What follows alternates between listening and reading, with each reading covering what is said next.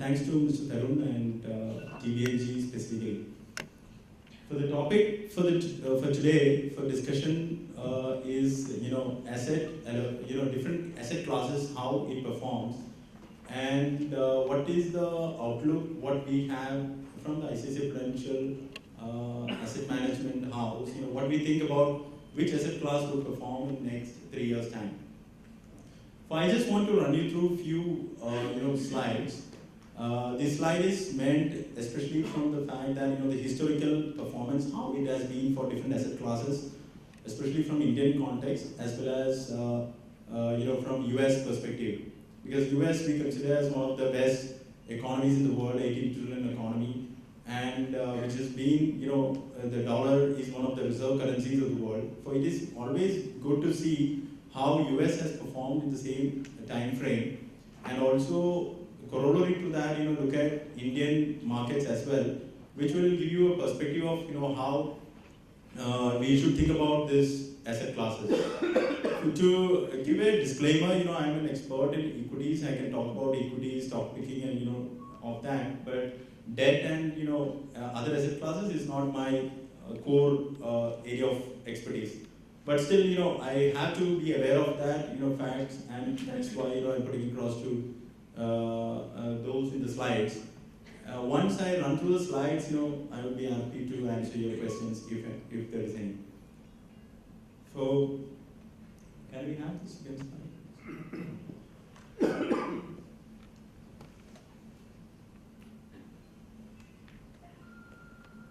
Yeah, if you look at historically, how Indian markets have performed. If somebody asks me, what do you think about equity markets?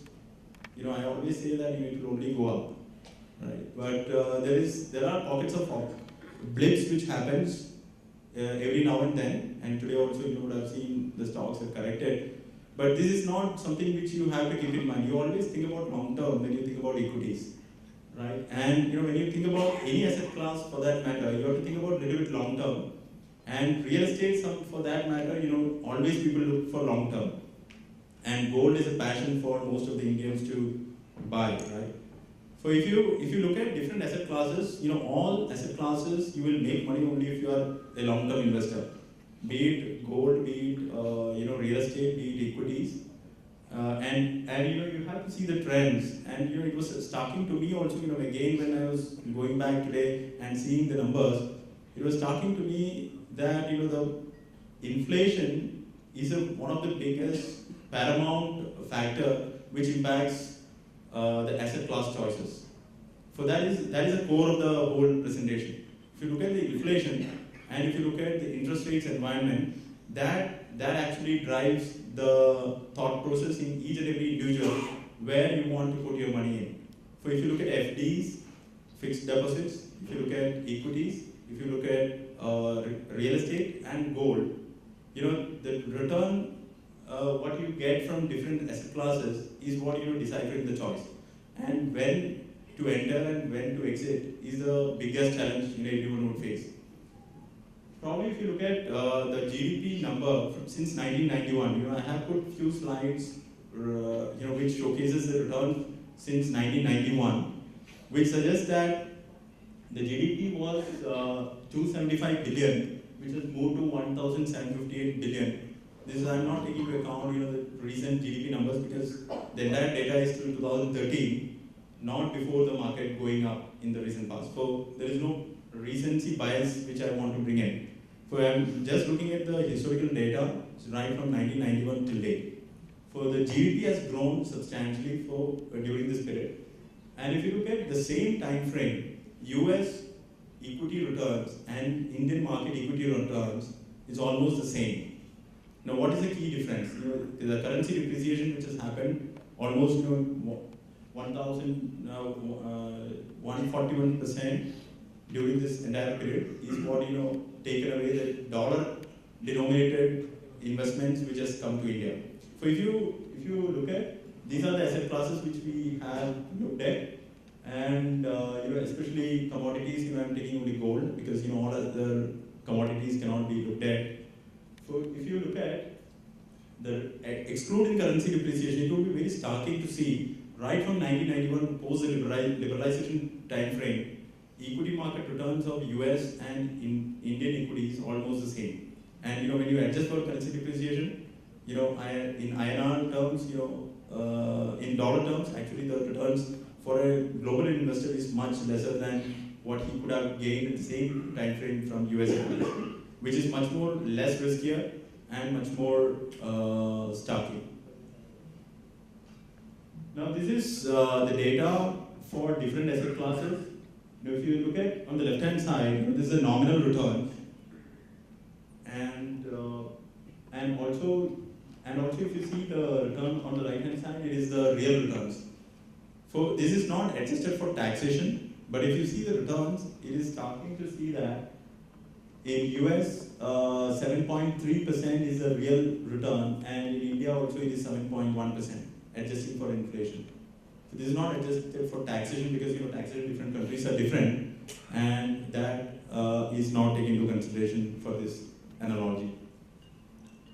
For if somebody has invested in India from a global standpoint, he would have, adjusting for that currency depreciation, he actually lost money.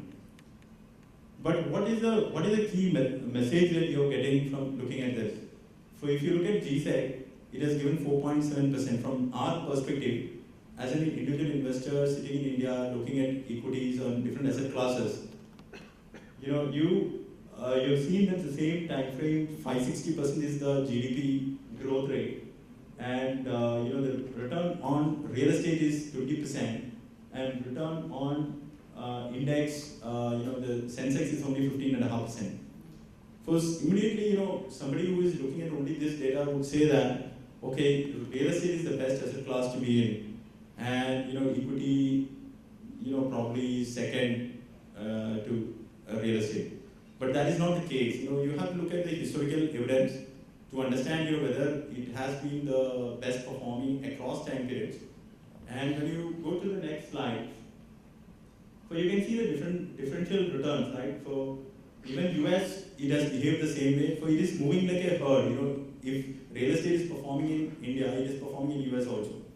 If equity is performing here, it is performing in US also. It is not that India is standalone performing. So the global liquidity is a big reason for different asset classes to perform, and that is driving the growth in returns, or price returns for different asset classes, and that's what the behavior shows. So when the global liquidity comes in, where it goes is what we have to catch. So when you look at this data, what I could sense is that again I will complete this after looking at this. So if you see the real estate return till 2010, it was much below the equity returns. And 2010 onwards, the return is stupendous returns real estate has given. So why that big change has happened is mainly because, one is mainly because of the quantitative easing which has happened across globe, and because of the global liquidity has flown in, different forms of assets, including the different forms of money, has flown into the country, which has impacted the asset inflation, and people were looking at the inflation vis-a-vis the real estate and vis-a-vis the FD returns. There is a huge differentiator that is, adjusting for the inflation, you are not making much money in fixed deposits, and you're not making much money in equity as well, because equity also was not performing. The entire money flow, including the Indian household income, across the board they invested into real estate. And that is one of the reasons you can see in this 3 year period, the money which has flown into real estate is humongous, and the household income, as we stand today, almost 56% of the entire household income has moved into real estate. And during this period, when we see the inflation data, the inflation was hyperinflationary environment, and people wanted to move out of the fixed deposits and target gold as well as target real estate. For physical assets, this is one principle which you should remember in mind. Whenever you see a hyperinflationary environment, and when you see that adjusting for inflation, if the fixed deposits within or term deposits within the banks, what what you invest, if you're not making money, real return, which is adjusting for 100, if the 10% is the inflation and 15% is the return from the FDs, you can say that 5% is the real return. If you're not making the real return, what it means is that the money will be flowing to different asset classes. For one is the real estate, where people thought that you can make more money there, because historically it has been, adjusted for inflation, it has been performing, and that created a bubble. That's where we feel that this is the asset class from where the money will move out in the next 3 years. And when you see the inflation also cooling down, it's a very good indication that the inflation would, whoever is thinking that, real estate would give you the inflation beating returns will be disappointed. So we think that the financial assets will be the core thesis to be in the next 3 years. Money will move from physical assets, including gold. So you will see the other chart where this is across asset classes, rolling returns, 5-year rolling returns, till 2013. So when you see this, real estate across time periods has, at each 5-year bucket it has performed, and last 3 years, 3-year bucket, if you see from 2007 onwards, the return has been phenomenal. And this is only because of the fact that there is little avenues within when you see the equity environment, it was benign, there was no stable government, and also you didn't have a proper, and also it was highly, hyperinflation we were facing, and all FMCG companies were making tons loads of money, mainly because all these companies could price it better, and they were making humongous amount of margins, and because of which we were seeing that the asset inflation, especially in real estate, has happened. For the physical assets has blown up, including gold and real estate. So this is where we think that when the inflation cools down, and also when you see a stable government in place, and when you see the interest rate environment is going to be much more softened interest rate environment, interest rate cycle, the money will move out of real estate and other physical assets and move into financial assets. So that has happened. We have looked at other geographies also. So this is what happened across geographies when you see that the inflation is going to catch up. People move into physical assets and hoard into that, and which creates a bubble. And we think that that is why as a person who is average salary income person might not be able to own a house in Bombay. So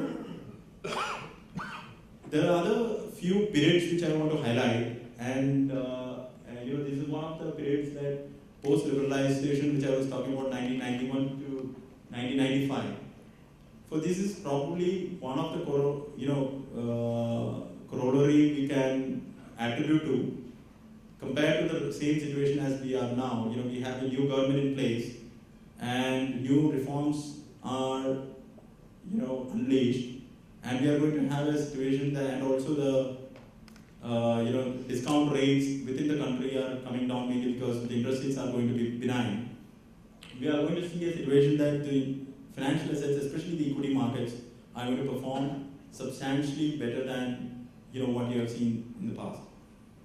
So we believe that if you see the similar situation of 91 to 95, or when you see the 2003 to 2007, we could see that it is highly correlated, and we have seen that that is going to happen. So we think next 3 years, definitely equities and asset class has to be of your choice. And not because I am an equity fund manager, I'm talking about this, but I feel looking at the data and looking at the historical evidence and looking at different geographies where how the asset classes perform. When you look at return again on nominal basis, when you look at from 96 to 2000, for 2000 was the asset, 1997 was the Asian financial crisis, and 2000 was the dot-com bubble. So during this period, how gold has performed, people would have thought at that point in time, gold is a hedge against the risk. And if you look at the gold price, there's a red line over there. It has stayed flat the entire time frame, 95 to 2000. It is very surprising to see. So people think that gold is a hedge against the risk, but it is a hedge against clear inflation, if it is not a hedge against risk. For global risk, if it amounts to be high, people think that it is going to be gold as an asset class going to perform, but that need not be the case. For when inflation is high, there is a good chance that gold also perform. But when you look at in depth, for the other two periods where you can see the performance, but if you look at gold as an asset class, there are periods where if you adjust for inflation, almost 10 years it has not given any return, right? In a period of 23 years, which I was talking about. So there are instances that the asset classes don't perform, especially gold as well as real estate. It might not perform for a long period of time, and where now the gold price people track and see that gold price is going up and down, and equity markets also people track on a daily basis. That is not the case with real estate. So you don't know the price, you don't know the real price, what is getting quoted on a daily basis. Therefore, the affinity towards real estate is very high, and people don't, go and sell it out on an emotional basis. So that also helps in real estate be sticky. But when you look at historical evidence, physical assets are chucked out, and people move into financial assets when the inflation cools off. So this is the period which I was, if you look at, this is a period which the real estate, how real estate has performed, and all other, indices looks very flat, and has not given any return during this period. And that's why we are saying, real estate, you have to be a bit cautious. Incremental investments, you need to think about twice, before putting in. Now, there are a few factors which I want to highlight, what we look at from the ICICI Prudential asset management space. When we talk about equity or debt or even gold, or real estate for that matter, what are the key metrics which works behind all these? I'll run through these slides quite quickly. For equity, if as you are aware, it is much underowned asset class in the household space. So if you look at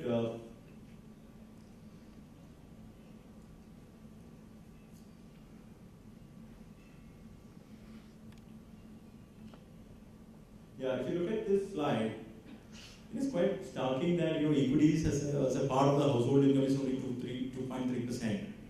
So this is the entire household savings, and out of household savings, which is almost $6 trillion, and 2.3% is what we own as equities.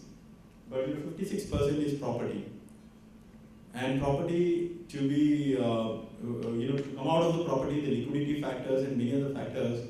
It is quite startling that people latch on to it, thinking that this is going to be the asset class which will perform for the next 20 years. We feel it clearly different, and next 5 years you would see the difference coming in, mainly from the fact that one is the money moving into the financial assets and household income moving into equities, and then you will see the big chunk of money. In the last 6 months also you would have seen the huge inflows which the mutual funds have got, especially from the retail and the institutional money flowing in. So if you look at this is starting data which suggests that equities as a percentage of your entire investment across geographies. When you look at India, it is looking very starkly different, and this is very small as a percentage of the household income. But if you look at historically the inflation beating returns, which asset class has given consistently over a long period of time, is only equities. So again, this fact, and I'll go back to the slides which talk about what we think about why we say equities. So when we talk about the equities, this one slide, which is PE ratio, when you look at, you can say that the PE is average, 15-year average, and if you see it's around 15.5%, 16%. So market is almost at the fair value zone, not an expensive zone. That's what it comes out. Even price to book model, if you look at this, that's what it suggests. Still, it is in a fair value zone on a long-term basis. If you look at the market cap to GDP, again, there is a big blip from the 10-year history. We are nowhere near to that. So here also it suggests that the markets are fairly valued and still room to go up. Right. So again, I want to stress on equities as an asset class, mainly from the fact that I personally believe that this is one of the asset class which is going to perform. People have doubts in mind. The stocks have gone up. Last 1 year has been really good. In what is the pocket of opportunity being there, and is it the right time to get into equities? So I would say that if you're a long-term investor thinking about 3 to 5 years, still it is one of the best time frame to be in equities, mainly from the fact that you can see around that the inflation is cooling off, interest rates. What are the problems which we are seeing in 2013 that is not there as of today? Only issues what you can talk about is the growth, right? So there are other metrics which to look at. Say for example, the discount rates.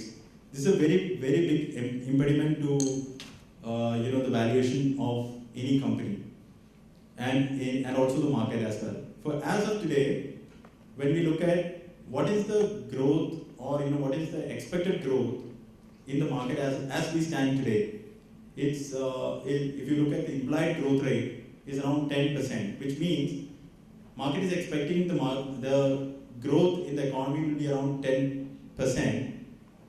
I'm talking about the companies. For the Sensex companies or Nifty companies, which will grow at 10%. That's the overall assumption the market is saying. When you look at the discounted free cash flow basis, when you look at the growth rates. But there are pocket of opportunities which has become expensive. There are pocket of opportunities which is looking very attractive. So you have to decipher where to put money within equities as well. And if it is a diversified equity which will work for next, if you are looking for 3 to 5 years, automatically it is adjusted. The portfolio managers will allocate the capital accordingly. So when to get into equities, and is it the right time to be in equities? So the answers to that is, we made it very simple. The simple formula is that when the IIP is low, when the GDP growth is low, and the interest rate cycle is on your favor, that's when you have to be bullish on equities. So that is one factor which we clearly pictured. Now, I just want to run you through the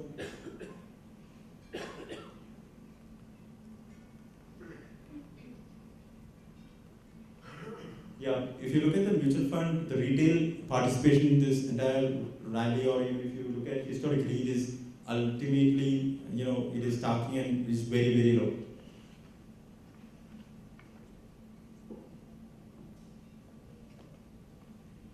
So this is another factor which we think, last 6 months has been, or last 1 year, the inflows have been very high. And if you look at this is starting that the retail participation and the money flowing, the household income allocating to equities will be very significant in the next 3 to 5 years time. For when we talk about debt markets, is it, for as we said, the inflation is cooling off, and the best time frame to put in the debt markets probably is bit late. But still we can think about the discount rates, as I talked about, when actually the economy starts doing well, you will see the entire economy will benefit on the interest rates, and the economy, actually the interest rates are going to come down.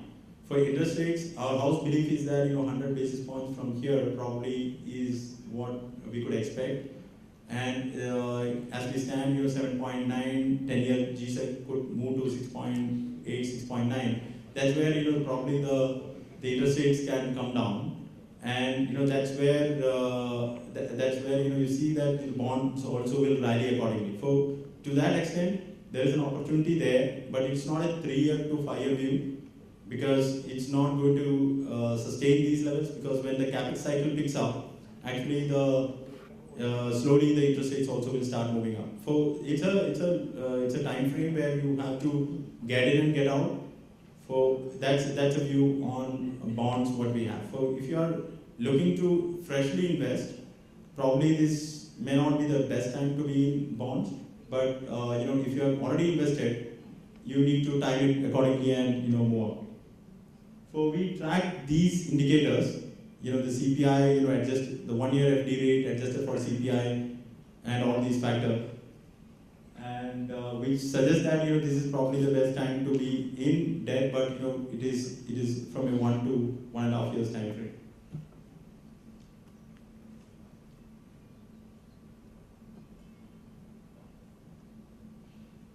So this is one chart which you should keep in mind. If you across globe, if you look at the real estate prices of India, is not cheap at all. So on a yield, whatever metric you use, this one metric which we track on a regular basis. So it is like Bombay and Delhi is much higher than probably Singapore and many other places.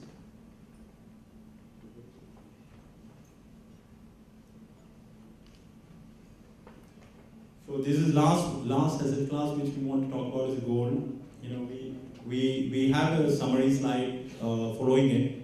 So what it says is that when we look at against the CRB index which we track, the gold was it was looking very expensive at this particular point in time when we were talking about 2013.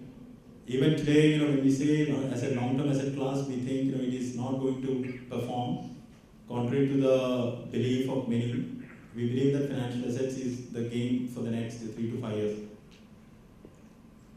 Focusing on the summary slide, for underweight stance of most of the household, which will change, which will definitely you need to take. Each one of you are the key players for moving the household income to equities. I think that is a message clearly in the next 3 to 5 years time. And within that asset class, which one to focus, we clearly think equity as an asset class is going to perform. And it is up to you, to pick and choose the right funds and where to invest. And real estate, clearly we think it's overvalued, and gold definitely is overvalued. So this is a summary slide which we have and which we across our team members, we believe this, and that's what we have been telling our investors also. With this, I would like to gather your questions if you. Yeah.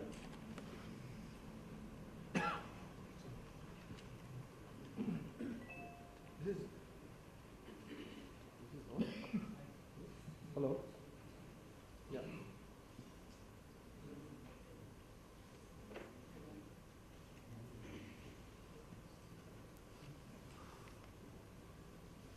Hello.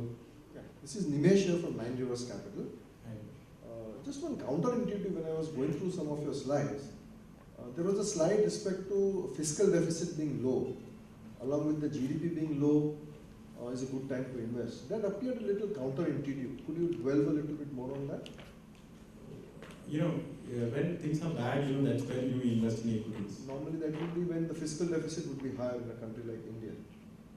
No, fiscal deficit, like last 3 years, our growth has been lower, but our fiscal deficit has been higher compared to the GDP. So, which slide you're referring to? No, what you said is right. You see, when IIP is low, fiscal deficit is high. If it is Can you just go back to the slide? I think it's a low one. this one? No, There was an aggregation slide. Tax fund. There was a tax one. Yeah. No, what before? No. On the equity side. Okay. Yeah. Disinvest when fiscal deficit is low. Disinvest. But we're saying that you have to sell when fiscal deficit is low. That would mean a good sign of an economy, isn't it? Yeah, that's what we're saying. That time, what happens is, it's a disinvest, not invest, we're saying. Yeah. So what it means is, the economy would have already advanced, and you would have benefited on the equity side, and that's when you have to. When IIP moves to high double digits, and when current account deficit is low and fiscal deficit is low, that means the economy has advanced to a certain level, and that's when you need to look at equities to sell. Oh, I thought that would be an early call, isn't it? Because No. the fiscal deficit being low is a sign of good. No, you have to look in conjunction with all these factors. Say, for example, in US, the IIP is at all-time high, right? So there, the fiscal deficit is a bit complex. But if you look at all other indicators, what we talked about, IIP low, and and other factors, all are showcasing the fact that US probably at the peak of the cycle. Right, so that's how you look at equity markets perspective. So when economy is already advanced, and when you say that's when you see the fiscal deficit become a surplus, right? It will not be a deficit; it will mostly move into surplus situation. That means in economy it's advanced stages, and equity markets have delivered returns by then. So that would be probably 5 years from now, right? So that's when you need to think about. So this we have done analysis across globe. It's not a one. This slide has been prepared with a lot of thought, and Narayan and the entire team members have contributed to it, and looked at different geographies, how the asset class has moved, and especially equities, when to tell investors to get out of equities. So that's why this slide is specifically important. Excuse me. This is Sandeep Kothari. Continuing with what he just now said, now like the fiscal deficit right now it is I think around 4 point something percent of the GDP, and as per the Narendra Modi government, it's going to come down to maybe 3% or something in the next 3 years. So you mean to say that is the time where you should run away from equity at that time, dump everything and push off? No, see, that's why I said we have to look at in conjunction with many other indicators. We have mentioned not only one. Yeah. So if the IIP moves to high double digits, which suggests that the industrial production index of industrial production, that it is an indication of the manufacturing activity happening in the country, which suggests that whether the manufacturing activity is at the peak or not. So when it goes to always businesses go through cycles. You would agree that every 5 years you would have seen a trough and a top. So you need to see that whether at which when we say IIP is at all-time low, it means that we are at the trough. The economy has not advanced. Equity markets have performed in the last 1 year. That doesn't mean that economy has done very well. If you see still, the numbers are coming bad, right? So if you see the latest numbers also, only the few indications clearly suggest that, say, look at air traffic growth so that suggests to the fact that the economy is bottom and it is going up. So air traffic growth moved from... What is a healthy number you would say as a percentage of GDP? What is a good time? Ideally, it should be a surplus situation. Oh, that's right? So far off that means. that's a very far off, but may not be far off also. In our current account, we have already moved to a surplus situation, right? So it was a deficit situation, trade surplus, we have already started reporting. So what happens is just because of the crude oil fall, we started moving to a surplus situation, the trade angle. But when you move to the current account deficit and also the trade deficit moving out and moving to a surplus situation, probably when it will happen, it's a bit difficult to tell. But that's when you can say that the economy is in a much better shape than today, right? So that's when you need to think about whether equities is an asset class you want to own or move out of now. Thank you. Thank you so much.